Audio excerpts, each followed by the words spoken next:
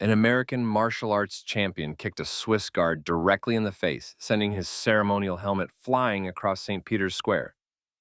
But when the colorful sentinel suddenly moved, the fighter's tournament training couldn't save him from what came next. The crowd watched in stunned silence as years of arrogance met military reality under the watchful presence of the Pope himself. The morning sun cast long shadows across St. Peter's Square as pilgrims and tourists began to gather, cameras ready to witness Pope Francis's weekly Angelus address. Among them stood Ryan Chen, his designer tracksuit and confident swagger setting him apart from the reverent crowd. At 32, Ryan had built his reputation as one of America's most decorated martial arts champions, with 3 international titles and a chain of elite dojos across California. His Instagram bio said it all: undefeated, untouchable, unstoppable. This is what they call security? Ryan scoffed, eyeing the motionless Swiss guard standing at attention near the papal platform. He adjusted his custom Rolex, a gift from his latest sponsor. In my world, a fighter who stands still is just asking to get knocked down. The 4 men surrounding Ryan, his training partners and devoted followers, nodded in agreement. They stayed close but said little, their presence more about supporting their leader than creating a spectacle. "Remember Tokyo last year?" one of them said, grinning. "That Swedish champion who said he was unbeatable didn't last 40 seconds in the ring with you." Ryan's eyes narrowed as he studied guard Matteo Ricci, whose blue, red, and yellow ceremonial uniform, the famous colorful dress of the Pope's personal guards, designed centuries ago but worn by highly trained soldiers, stood in stark contrast to the modern steel and glass of Ryan's fighting cage. At 26, Ricci had served with distinction for 4 years, though nothing in his impassive expression revealed his previous service with Swiss Army NATO peacekeeping forces or the mountain warfare training that had earned him selection for the Vatican's elite guard unit. "Look at that stance," Ryan muttered, professional assessment mixing with derision. "Completely vulnerable. No center of gravity, no defensive posture." He rolled his shoulders, the movement rippling through muscles honed by thousands of hours of training. All that ceremonial garbage would get him destroyed in a real fight. A few tourists nearby glanced nervously at Ryan's group, sensing the unmistakable energy of contained aggression. Among them, Monsignor Luigi Ferraro, a retired Vatican diplomat and former advisor to the papal gendarmerie, paused in his walk across the square. His weathered face registered concern as he observed Ryan's demeanor, recognizing the telltale signs of a man looking for confrontation. "Let me show you what a real fighter looks like," Ryan announced, stepping closer to Ricci. The guard's eyes remained fixed forward, his disciplined stillness a stark contrast to Ryan's fluid movement. "See, a real fighter is always ready, always moving, always aware." He demonstrated a defensive stance, his trained body shifting with practiced precision.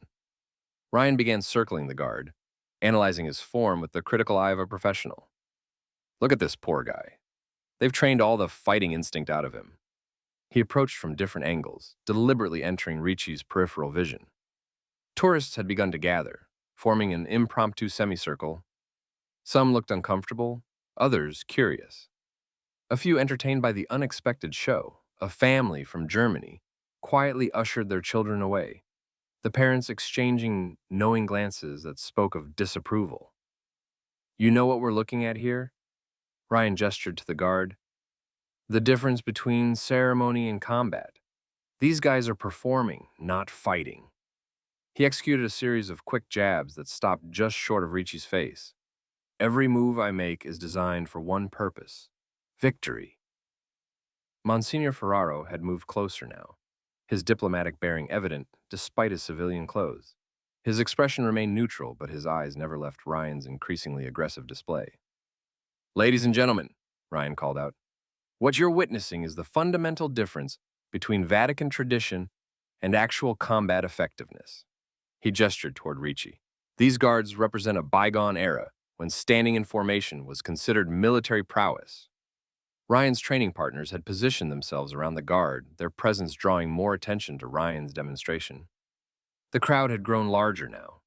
A British family near the back exchanged glances of clear discomfort. An elderly woman with a veteran's pin shook her head in quiet disapproval. Watch how a real fighter moves, Ryan instructed, executing a series of fast punches that stopped inches from Ricci's torso. Every movement has purpose, intent, lethal potential. This is fighting efficiency developed through thousands of hours, facing actual opponents, not standing at attention.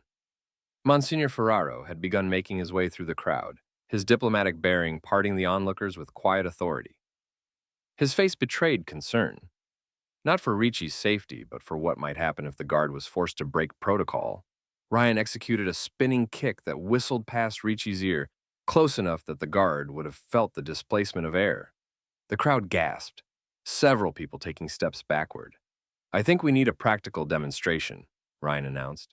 Theory is fine, but nothing teaches like experience. He adjusted his stance. Ladies and gentlemen, I'm going to show you why static defense, the kind these guards represent, is fundamentally obsolete. Monsignor Ferraro moved forward with urgent purpose now, but Ryan was already moving into position. The most dangerous delusion in combat sports, Ryan lectured, is believing that tradition equals effectiveness. These guards stand here looking impressive, but they've sacrificed practical skills for ceremony. In the distance, Pope Francis could be seen moving toward the papal platform for his scheduled address, surrounded by his security detail. The pontiff's presence added gravity to the unfolding scene, his serene demeanor a stark contrast to the brewing confrontation. Now for my final demonstration, Ryan announced. I'm going to show you exactly why this type of static defense fails against modern combat techniques. He moved into position, his stance shifting into what trained fighters would recognize as a competition-ready posture. In a real combat situation, maintaining situational awareness is critical. This guard has surrendered his awareness to ceremony. Ryan began a complex approach sequence, the kind used to set up championship-winning strikes. The crowd had fallen silent now, sensing that a line was about to be crossed. Several people had backed away. A defender who won't adapt, Ryan declared, his movements accelerating, who can't respond to changing conditions. He launched into a fast combination, each move flowing into the next with practiced precision. The final move was a spinning heel kick aimed directly at Ricci's face. The impact was audible, a sharp crack that cut through the morning air. Ryan's foot connected solidly with the side of Ricci's face, sending the ceremonial helmet flying across the square. The force of the blow would have felled most men instantly, but Ricci retained his footing. A collective gasp rose from the crowd, followed by silence. The helmet landed on the stones with a muffled thud. Ryan recovered his balance, a triumphant smile beginning to form on his lips. And that, he announced to the stunned audience, is why his words died in his throat as he registered what was happening before him. Ricci hadn't fallen, hadn't staggered. His head had snapped sideways with the impact, but his body had absorbed the blow. A thin line of blood traced its way down from his temple, but his eyes, now locked directly onto Ryan's for the first time, showed no pain, no fear, only a cold, focused clarity. Oh, one of Ryan's entourage whispered, the bravado evaporating from his voice. For a moment, nothing moved. The crowd held its breath. Then Ricci moved. It wasn't the clumsy response of a ceremonial figure unaccustomed to actual combat. It was the precise, economical motion of a predator who had stalked targets through alpine passes and peacekeeping zones. His ceremonial halberd clattered to the stones as Ricci closed the distance between himself and Ryan. Ryan, to his credit, recognized the danger instantly and shifted into a defensive stance. Now we're talking, he said, but the confidence in his voice had hollowed. Let's see what they actually teach you soldiers. The guard's first strike interrupted Ryan's taunt with brutal efficiency. It wasn't showy or dramatic, just a textbook perfect combat move delivered with the force of someone who had applied such techniques in life-or-death situations. Ryan blocked instinctively, his trained reflexes responding before his brain could process what was happening. But the impact still sent him staggering backward. The guard didn't speak, didn't posture, didn't play to the crowd. He moved with the focused intensity of someone executing mission parameters rather than performing for spectators. His expression remained professionally neutral, even as he systematically dismantled the martial artist's defenses with clinical precision. Ryan attempted a counterattack, launching a kick that had won him tournaments across 3 continents. Ricci caught the leg midair and, with one decisive motion, took the champion to the ground. The impact knocked the wind from Ryan's lungs, his eyes widening with the recognition that he was drastically outmatched. Guard Ricci maintained his position, one knee precisely placed on Ryan's sternum, enough pressure to immobilize, but not injure. The martial artist's surprise had given way to a competitor's instinct to counter, but each attempt to regain advantage was met with subtle adjustments that rendered his extensive training ineffective. "Stay down," Ricci spoke for the first time, his voice carrying the quiet authority of command rather than the anger of someone who'd been assaulted. "This ends now." Monsignor Ferraro stepped forward, Ryan's entourage no longer attempting to block his approach. "I believe," he addressed the martial artist with diplomatic precision, "you've just received a practical education in the difference between performing combat and experiencing it." Ryan struggled ineffectively against Ricci's hold. "What the hell? You can't—" "Guard Ricci can do considerably more than he's currently demonstrating," Ferraro cut him off, his tone conversational yet edged with steel. Before his assignment to the Holy Father's Guard, he served with Swiss Army Mountain Warfare units. 2 NATO peacekeeping deployments, distinguished service commendations. He paused, allowing the information to sink in. "The ceremonial duties you've been mocking require the highest levels of discipline from soldiers who've already proven themselves in actual combat." The crowd had reformed at a safer distance, their expressions a mixture of shock and dawning understanding. Vatican gendarmerie personnel were approaching rapidly across the square, their radios crackling with urgent communications. "Mountain warfare?" one of Ryan's training partners repeated, his previous bravado completely evaporated. "Those units are not to be trifled with," Ferraro finished for him. "Quite right." Ricci maintained his position, his breathing controlled, and even despite the exertion of the brief confrontation. The thin line of blood from Ryan's kick had traced a path down his cheek, but his expression remained professionally detached, the same focus he'd maintained during operations in environments far more dangerous than this Vatican Square. "Every guard standing ceremonial duty," Ferraro continued, addressing not just Ryan but the gathered tourists, "is an active duty soldier with extensive combat training and, in many cases, battlefield experience. The discipline you mistook for weakness, Mr. Chen, is the same discipline that keeps them effective in situations where your tournament training would prove fatally inadequate." "He moved like I didn't expect," Ryan admitted, a new awareness dawning in his eyes. "No, you wouldn't have," Ferraro nodded. "Competition fighting and combat operations develop entirely different skill sets. Your techniques are impressive in controlled environments with rules and referees. Guard Ricci's are effective in environments where the consequences of failure aren't measured in lost points." The gendarmerie had arrived now, surrounding the scene with professional efficiency. Their commander, assessing the situation at a glance, approached Monsignor Ferraro with respectful recognition. "Monsignor, sir, we'll take it from here." Ferraro nodded. "I believe Guard Ricci has the situation well in hand, Lieutenant. Mr. Chen here decided to test the reflexes of the Holy Father's Guard in a rather direct fashion." The security officer's expression hardened as he took in the scene, the ceremonial helmet still lying on the stones, the thin streak of blood on Ricci's face. "I see, that's a serious offense, sir." "Indeed it is," Ferraro agreed. "Assault on a serving member of the Swiss Guard, disruption of papal ceremonies, and I suspect several other charges that Vatican authorities will enumerate with their characteristic thoroughness." Ricci looked to his commanding officer for instruction. At a subtle nod, he released his hold on Ryan, rising to his feet with the same fluid precision that had characterized his response. He stepped back, resuming a posture of attention despite the absence of his ceremonial helmet. The tourists had formed a respectful semicircle around Monsignor Ferraro, their cameras forgotten as they absorbed the reality of what they had witnessed. The retired diplomat stood with diplomatic precision despite his civilian clothes, his bearing that of a man accustomed to explaining difficult truths with clarity. "The uniform these guards wear," he gestured toward Ricci, who had resumed his post with perfect composure despite the thin line of blood still visible on his cheek, represents far more than ceremonial tradition. It is earned through the same rigorous training that produces our nation's combat forces. An American tourist raised his hand tentatively. But why have them just standing there if they're actual soldiers? Seems like a waste of training.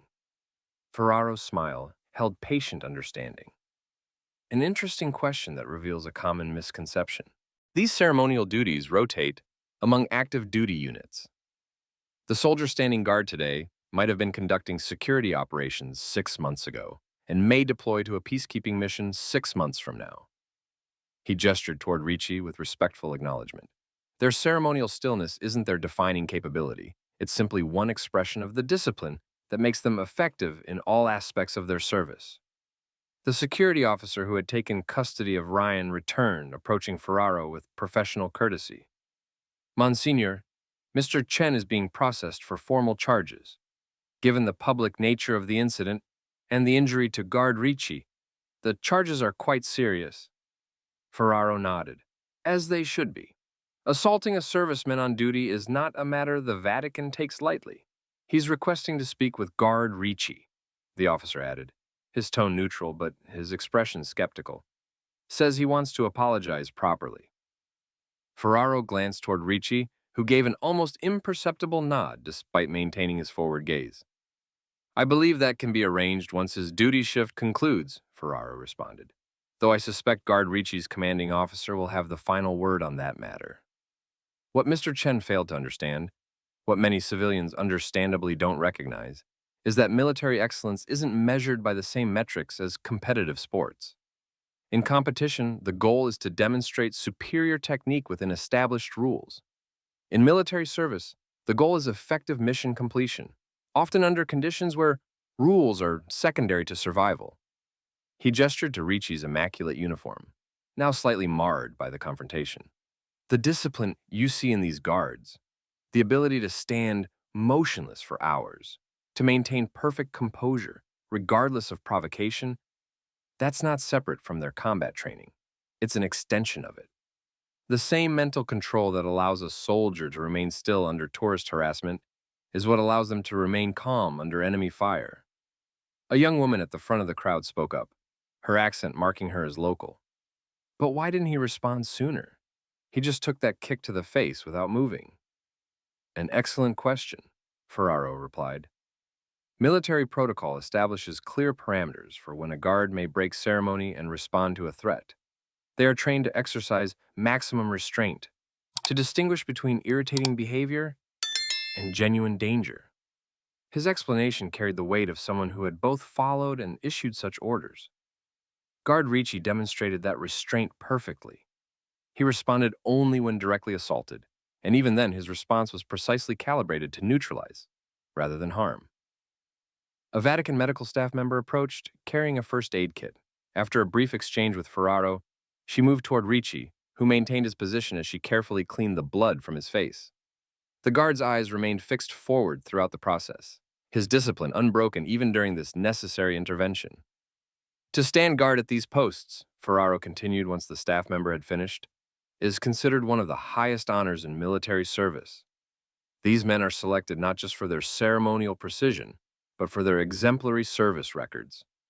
The colorful uniform and ceremonial halberd aren't costumes, they're a recognition of excellence. He smiled slightly, a rare break in his formal demeanor. If Mr. Chen had bothered to research before his demonstration, he might have discovered that many of these guards have combat decorations that would fill a display case, far more impressive than any tournament trophy cabinet. In the distance, Pope Francis had completed his Angelus address and was blessing the crowd. His serene presence throughout the incident had provided a stabilizing influence, his calm demeanor a reminder that true strength often manifested as measured restraint rather than aggressive display. As afternoon shadows lengthened across St. Peter's Square, Guard Matteo Ricci emerged from the guard quarters in his standard duty uniform. The Vatican physician had examined the impact site and confirmed no significant injury. Inside the security office, Ryan Chen sat alone, his designer tracksuit rumpled, his championship confidence deflated. When Ricci entered, Ryan stood immediately. Guard Ricci, the security officer nodded. Mr. Chen requested this conversation before processing continues. Ricci nodded. Understood. I'll be right outside, the officer said, stepping out. That was mountain warfare training, wasn't it? Ryan asked. I've trained with special forces guys from 3 countries. Never seen anything quite like what you did. We adapt techniques to operational requirements, Ricci replied. I screwed up. Completely misjudged what I was looking at. Ryan looked down at his hands. I'm sorry. Not just for the kick, but for the disrespect before that. Ricci studied him for a moment, then gave a precise nod. Acknowledged.